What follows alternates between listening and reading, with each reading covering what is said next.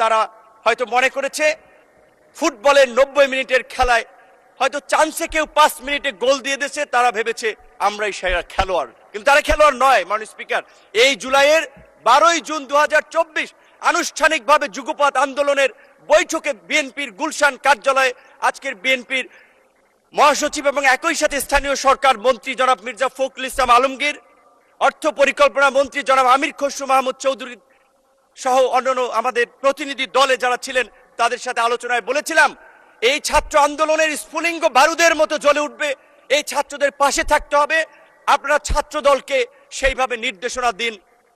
তারা সবসময় আমাদেরকে বলেছে তোমরা যখন যেভাবে সহযোগিতা চাও ছাত্রদল প্রস্তুত থাকবে। গ্রাজুয়েশন শেষে চাকরিতে প্রবেশ করার চিন্তা করি, পরিবারের দায়িত্ব নেওয়ার কথা চিন্তা করি, তখন পড়াশোনা করতে গিয়ে দেখি মাননীয় স্পিকার কোটার বেড়াজালে মেধাবীরা বন্দী। তখন মনে হয়েছে যে এই রাষ্ট্রের রন্ধ্রে রন্ধ্রে অনিয়ম, অন্যায়, অন্যায্য, এটার পরিবর্তন করা দরকার। এভাবে এই আধুনিক সময় একটি রাষ্ট্র চলতে পারে না। সারা দেশের ছাত্র তরুণদেরকে সংগঠিত করে 2018 সালে 17ই মার্চ আনুষ্ঠানিকভাবে কোটা সংস্কার আন্দোলন শুরু করেছিলাম। এবং আপনি জানেন সেই আন্দোলন করতে গিয়ে আমাদের স্পিরিটের জায়গা শহীদ মিনারের মতো জায়গায় কিভাবে শিক্ষার্থীদেরকে কুকুরের মতো পেটানো হয়েছিল ঢাকা বিশ্ববিদ্যালয়ের লাইব্রেরির সামনে। আমি নিজে সে সময় অমানবিকভাবে আক্রান্ত হয়েছিলাম।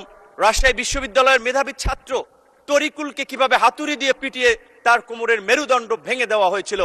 মাননীয় স্পিকার, এই কোটা সংস্কার আন্দোলন চলার মধ্যেই যখন দুজন স্কুলগামী শিক্ষার্থীর মৃত্যুকে কেন্দ্র করে নিরাপদ সড়ক আন্দোলন গড়ে উঠে, কোমলমতি শিক্ষার্থীদের উপরে কিভাবে হাতুড়ি হেলমেট বাহিনীর তাণ্ডব চলেছিল আপনারা দেখেছেন।